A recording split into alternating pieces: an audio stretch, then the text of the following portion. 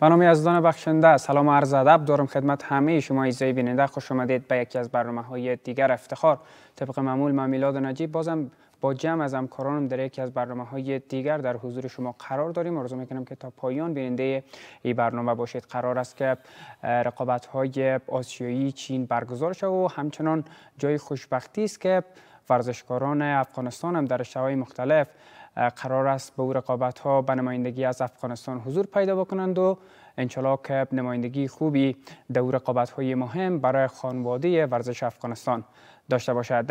در همین مورد امروز استاد داوود محمدی و همچنان خیبر نورستانی ورزشکار رشته موج‌زنی و یکی از ستاره‌های تیم ملی موج‌زنی افغانستان اینجا در استودیو با ما هستند. بیشتر در مورد حضورشان در رقابت‌ها و اینکه با چه آمادگی و شرایط پا به رقابت‌ها میگذاره با خودشان بیشتر صحبت می‌کنیم. سلام استاد، خسته نباشید. خیلی خوش آمدید به برنامه. دوربینا در اختیارت است، میشه خود معرفی بکنید. بسم الله الرحمن الرحیم.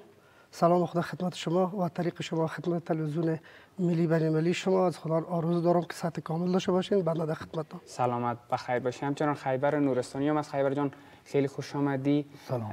دوربینا در اختیارت است، میشه خود معرفی. سلام، خیبر نورستانی هستم، عضو تیم ملی، قهرمان وزن 75 کیلو تیم ملی و آماده به مسابقات آسیایی. انشالله که بتونید دو رقابت ها خوب سیر شید. به استاد بس با شما آغاز بکنیم.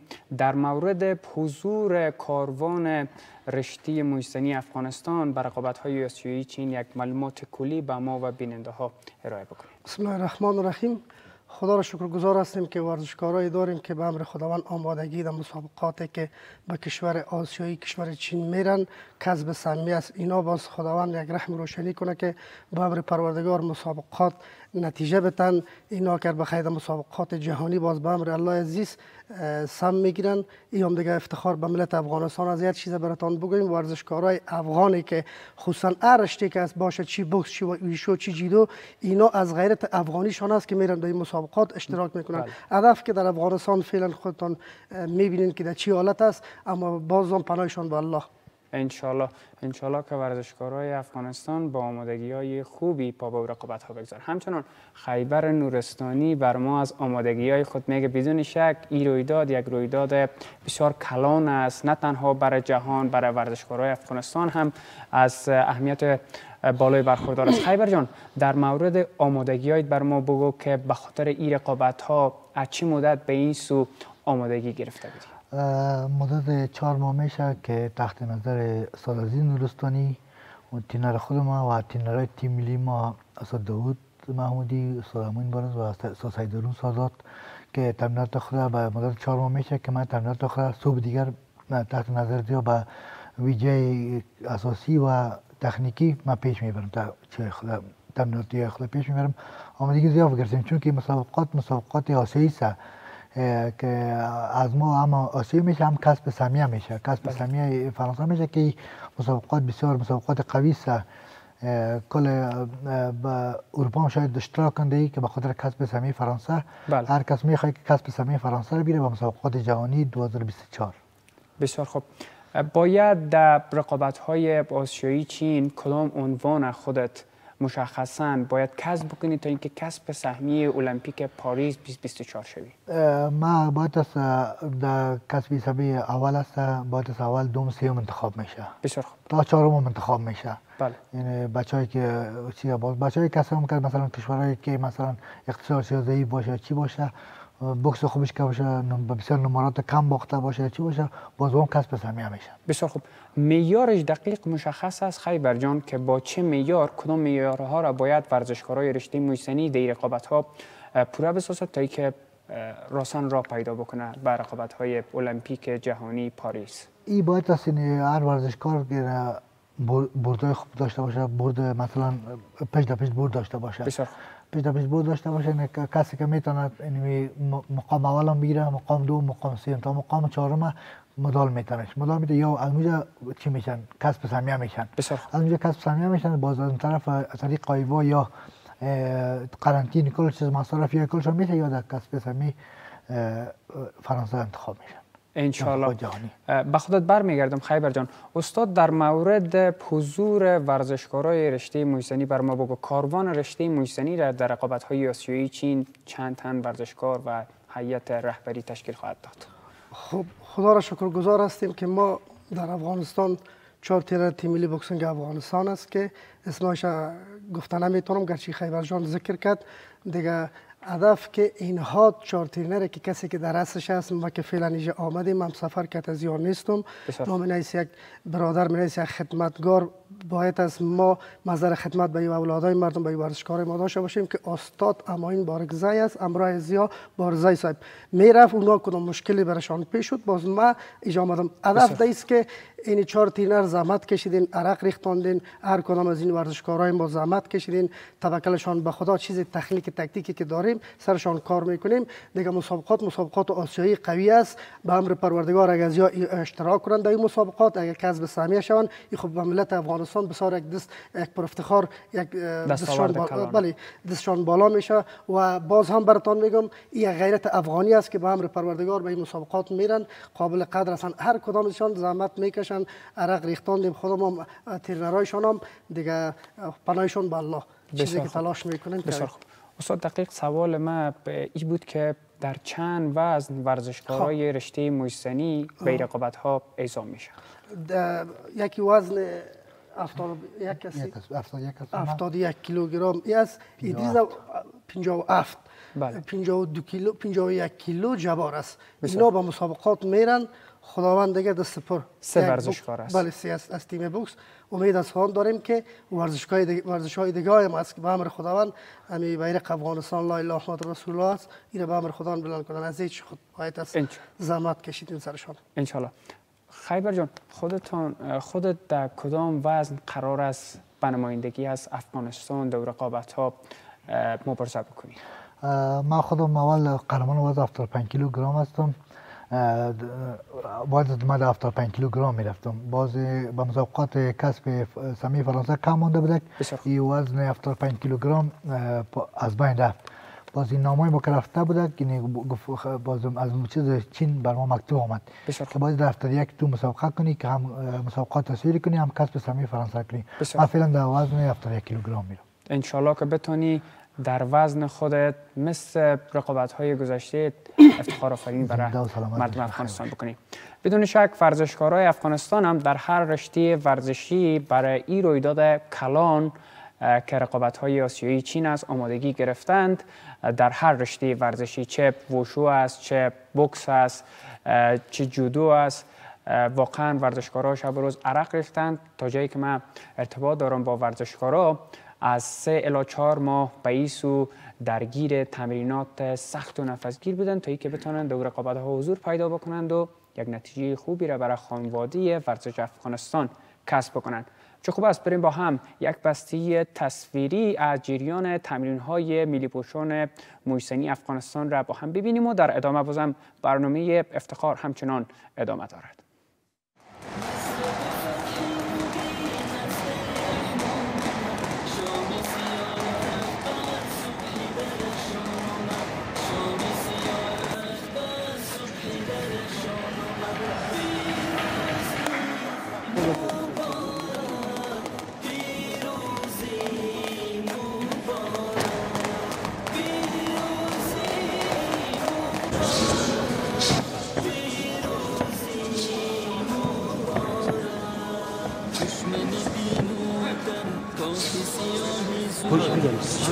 خوشگل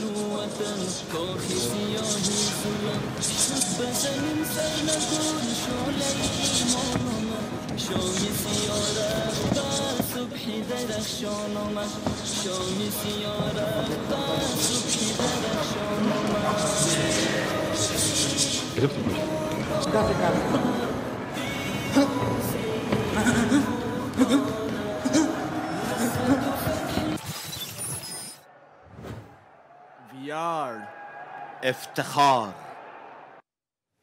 بله دوستا، بریده ای از جریان تمرینای ملی پوشان رشته موسنی افغانستان بود که با هم دیدیم. واقعا جای تاسف است که در چنین رقابت هایی که مهم است برای هر کشور، ورزشکارای افغانستان باز هم طبق معمول کمرنگ از حضورشان در هر رشته ورزشی. در رشته محسنی که امروز خیبر جان یک تن از او ورزشکارا است که قرار است فردا اعزام به کشور چین بشند. 3 تن از ورزشکاران رشته محسنی در رقابت ها حضور پیدا می کنند و دلیل ای هم که نتیجه نمیگیرند شاید حضور کمرنگ ورزشکارا باشه. و دلیلی که کشورهایی که در رقابت های آسیایی است، المپیکی جهانی است، بسیار ورزشکار اعزام میکنند تا اینکه اگر 10 تاش نتیجه نداد 3 تاش حتما نتیجه میده. استاد بیایم روی همین موضوع صحبت بکنیم.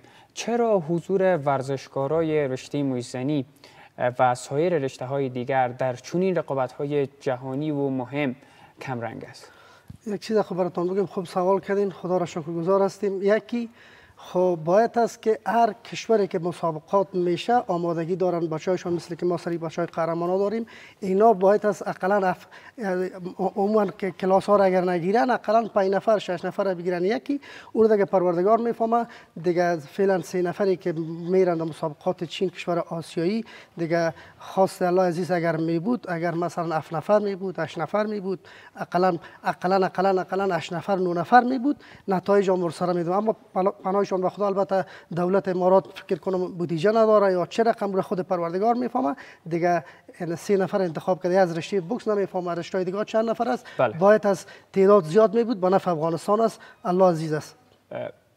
شما این موضوع را با مسئولان اداره ورزش افغانستان در جریان گذاشتین که باید ورزشکاران بیشتری در رشته محسنی به رقابت‌ها حضور پیدا کنند؟ بله، ما اگر صحبت نکردیم رئیس صاحب فدراسیون ملی بوکسینگ ما جناب سلطانی صاحب خدا شاهد است که واقعا یک مرد زحمتکش است، یک مردی است که خدمتگار، چون خود از یک مدال آور بود، از دل ورزشکاران میاد، قابل قدر است، افتخار برش میکنیم. اونا البته صحبت کردن حتی وقتی که بودجه که نباشه اون خود پروردگار میفهمه، دیگه نکردن. البته بسیار خوب صحبت کردین دربارش. و خیبر به ما میگه پایا همین امکاناتی که در اختیار داری و با همین امکانات ناچیز خودت تمرین میکنی و به سطح ملی به نمایندگی از یک کشور میری به رقابت ها، آیا به یک ورزشکاری که به سطح ملی تمرین میکنه و نمایندگی از 35 الی 36 میلیون نفوس افغانستان میکنه در چنین رقابت های کلان، بسنده است امکاناتی که در اختیارت قرار گرفته؟ نه نه،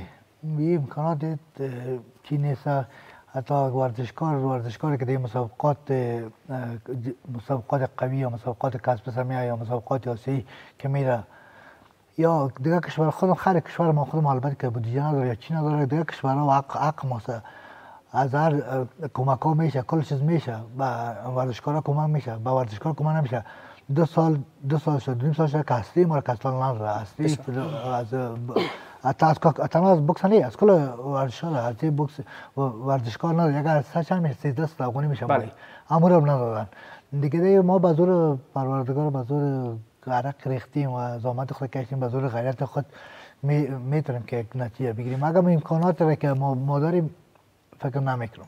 آیا این مشکل با مسئولان در اداره ورزش شریک ساختیم که ما قرار است با نمایندگی از یک کشور به رقابت ها حضور پیدا بکنین، در سوی دیگر کشورهایی که به رقابت ها میآیند واقعا از هر نگاه امکانات در اختیار ورزشکارانشان قرار میدن و شمایی که با دست خالی تمرین میکنین و تغذیه درست هم فکر کنم در این مدتی که قرنطین بودی نکردی. آیا این مشکل با مسئولان اداره ورزش در جریان گذاشتین؟ بله گذاشتیم. گفتم که این چیز امی روز 5 ساله که با شما میتیم، اینمی براتون اولش اینمی از بودجه المپیک است. بسیار خوب. دیگه چیز دیگه المپیک دیگه بودجه نداره. روز 5 ساله ورزشکار تنها روز 5 ساله تنها یک چویس ورزشکار باید روز 5 ساله از ورزشکار فوری که مسابقات این مسابقات این یک 5 سال افغانی با 3 روز ورزشکار می باشه. بسیار خوب. این پورا کردن نمیتونه. یک ورزشکار که تمرین میکنه چقدر کالری مصرف، چقدر پروتئین مصرف میکنه، چقدر چیزا مصرف میکنه، یا پاس پورا کنه، برای 3 چند روز پاس پورا کنه ورزشکار. در این حساب که یا حساب چی کردن بازم ناشکری نمیکنیم. خوششکر در کشور ما البته همه قدر چیز است دیگه با ورزشکار پورا نمیکنه. اگر 500 افغانی در جریان تمرینات که در اینجا قرنطین بودی برای داده میشد به مدت 3 روز یا اینکه وقتی که حضور پیدا کردید برای داده نمیشد؟ نه داده نمیشد. او رو در تامخانه المپیک بودیم که نان میداد او رو میفروز 5 سال نان تا می 3 وقت تونه او تو با مقصد میگم نان ورزشکار او نبود فکر نمیکنم که اون نان ورزشکار باشه و تغذیه خوب شده باشه یا چیز شده باشه. بسیار خوب. و پولی هم که گفتی در اختیار خودت مستقیم قرار نمیگیره با کانتین المپیک و معامله کردن و ورزشکار میره اونجا تغذیه. بله اگه با چیز با خودم میشد خب با خودم تحویل میشد یک چیز میشد. بله. دیگه با کانتین با تامخانه المپیک تحویل کردن که از اون شما باید هفته چی در یک روز در 3 روز تا 5 ساله بخورید. بسیار خوب. استاد به نظر خودت که سالیان سال در رشته موسنی در این خاک فعالیت کردی، عرق ریختی، مبارزه کردی به نام افغانستان، آیا این مشکلات تاثیرات منفی خودش نمیتونه داشته باشه؟ پیامد خطرناکی برای ورزش افغانستان مخصوصا ورزشکارایی که به این رقابت‌ها حضور پیدا میکنن نمی داشته باشه؟ چطور یک چیز براتون بگیم، خدا بالای سر است، چون ما ترینر هستیم، کسی یک روز میایه کسی نمیایه، پرسان میکنم خدا بالای سر است. بازیکنای ما پلیرای ما که از خیرخانه میان عصب میخورن، میگن ما کرایه را ندارم که به المپیک بریم به تمرین. این خوب متوجه باشین که ورزشکارای ما به خدا قسم است که توان کرایه را نداره. یک به اصطلاح اسلحه را بند است. امیرم دولت اسلامی امارات اسلامی افغانستان باید توجه سر ورزشکارا داشته باشه دیگه. این پیسای ما را بتن کرایه را ندارن. یک و دوم دیگه آفرین از یا آفرین غیرتشان که میان بیچاره هستن اکثرشان. من نمیفهمم که امین خان خیبر خان امیال بیکار است. این باید است یک خواهش از کمیته ملی المپیک داریم، از دولت امارات داریم که باید است اقلا همین سفر خرچ یارا خوب بتن. سفر خرچ از یارا گفته که فکر کنم گفته دهوجه براشون میتونم چون که آگاهی داریم. اگر اسلامیت مسلمانی است از این هم پرسان شوه که آیا تو کار میکنی وظیفه داری وقتی که محضر خدمت این فامیل خود کمی نان بده. اکثر تو ورزشکارای دیگه که دمی سفر میرن در این شرایط اینی رو باید از پیسه زیر بتن که پرداز فامیل خود بده که یک ذره خرچ خانه خود بگیرن. و دوم دیگه که یا خو جانشان هم در خطر یا مردای هستن که مسابقات به اصطلاح آسیایی باز بخیر سم بگیرن در مسابقات جهانی. این میره خواهش داریم که باید از همین سفری از یارا بتن که گوش آرام اعصاب آرام برن مردانوار مسابقه کنن. پناهشون به خدا. مردم افغانستان خصوصا ورزشکارا بسیار حالت ضعیف دارن، پریشان هستن، سرگردان هستن، اما میان مسابقات تمرینات خود اکثر تمرین چون کرای ایران نیست، در این شرایط نیست. الله عزیز است که خداوند سپر یک رشته بوکس نه که هر رشته دیگر به خیر به افغانستان به خیر بالا کنن. این یک پیشنهاد بود به کمیته ملی المپیک امیر باید است در نظر بگیرن. انشالله که مشکلاتی که صد راه ورزش افغانستان همواره در برنامه‌ها یادآور شدیم. ورزشکارا دیگه وظیفه مشخص نداره، وظیفه اونا فقط ورزش کردن است، افتخار آفرینی برای مردم افغانستان است.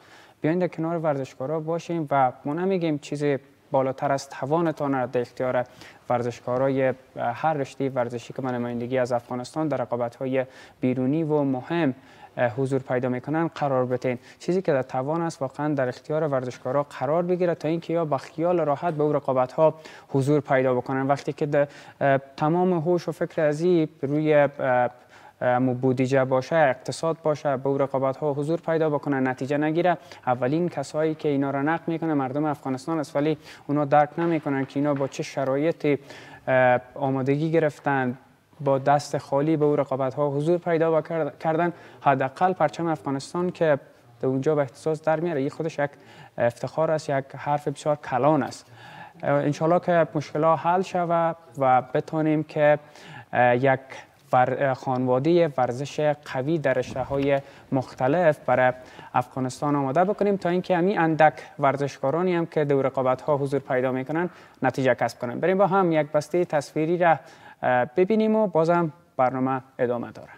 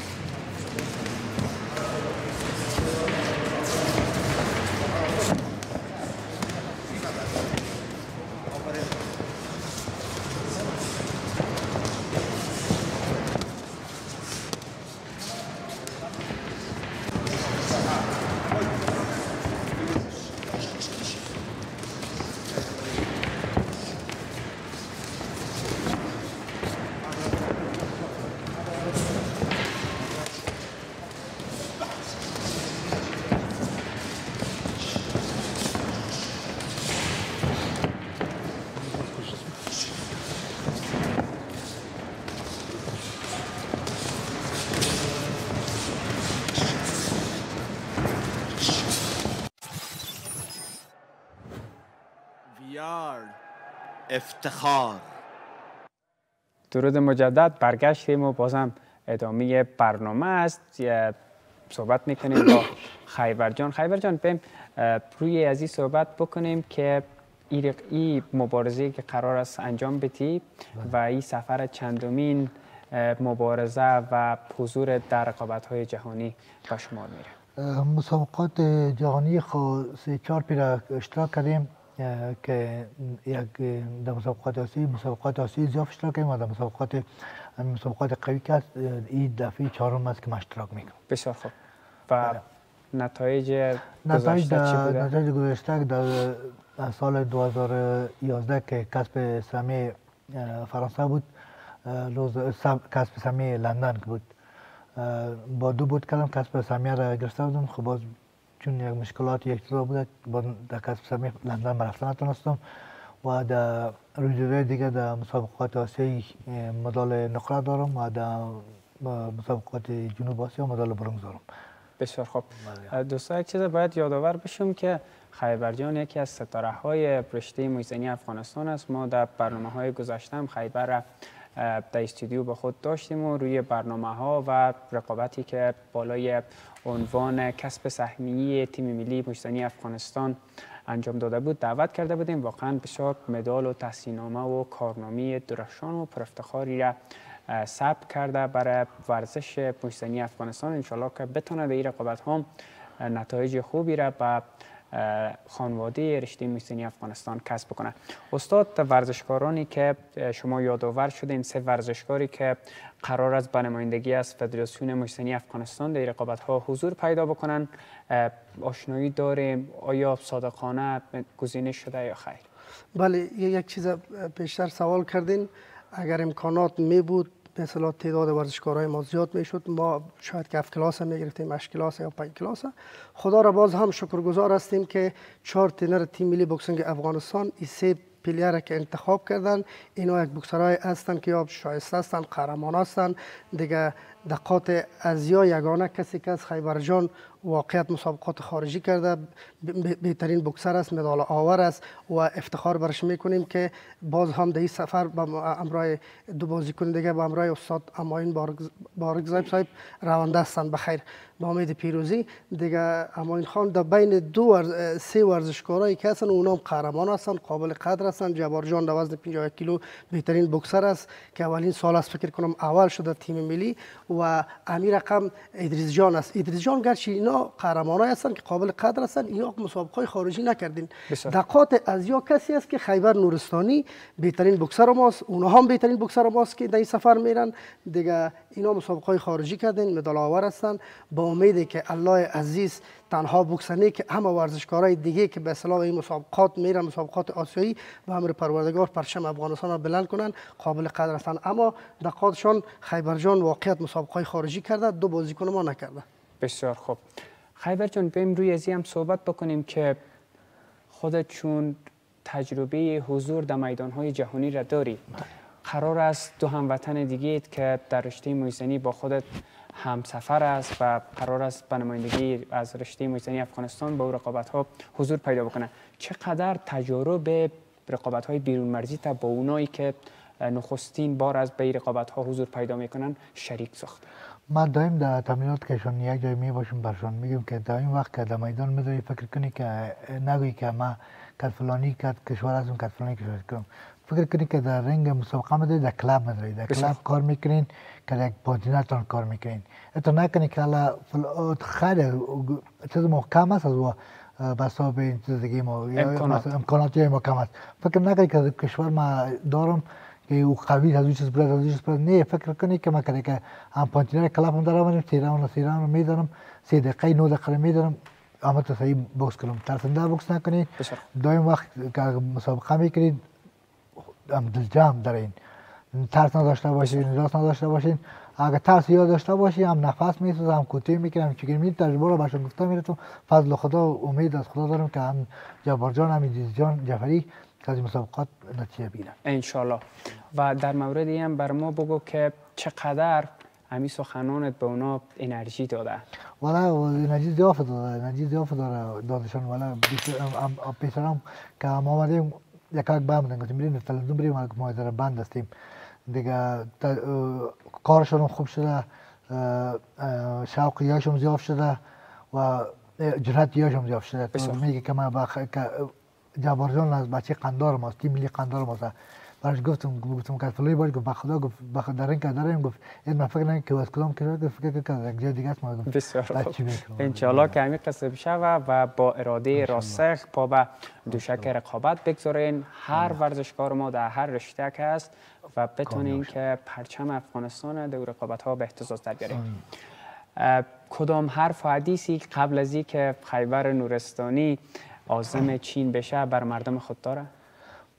با مردم خود دارم که دعا کنن دیگه بخیر که پرچم افغانستان به اهتزاز بیاریم و یک تشکری خاص از تینرهای تیم ملی ما و تشکری خاص از پارتنرهای عزیزم که مرا حمایت کردن در این چیزا دکتر جمشید عزیزی و بچه دیگه هستن در این حمایت کردن دیگه گفتنی ندارم دیگه یک دعا کنن دیگه که پرچم افغانستان بلند کنیم که دی افغانستان ما رو میفهمی که حال در چیه وضعیت در چی حال است. انشالله که این وضعیت ها موقتی است، انشالله که مشکلات حل میشه و ما یک کشور مرفه و پرآسایشی را خواهیم داشت در آینده های نزدیک و بتونیم که یک افغانستان آباد، سربلند و عمران را داشته باشیم. استاد کدام حرف حدیثی باشه میشه به گوش مسئولان برسن؟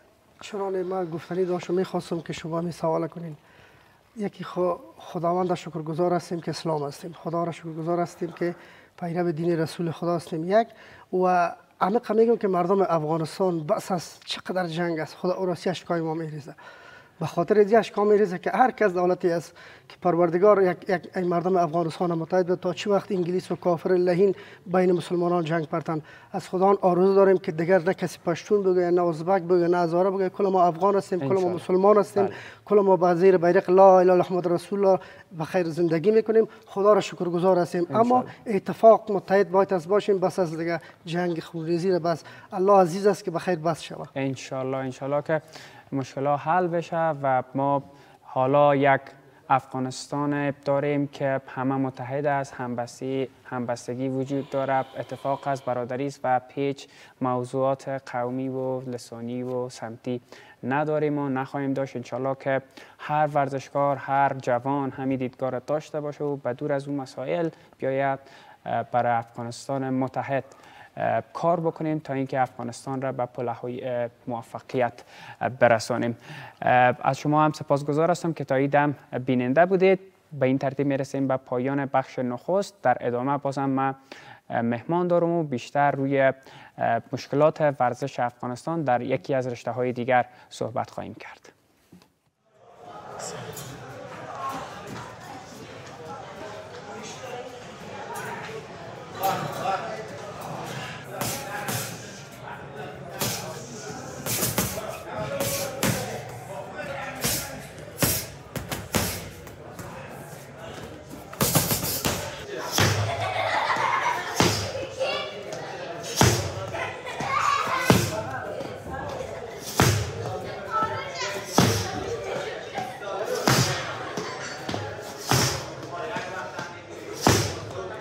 سرعت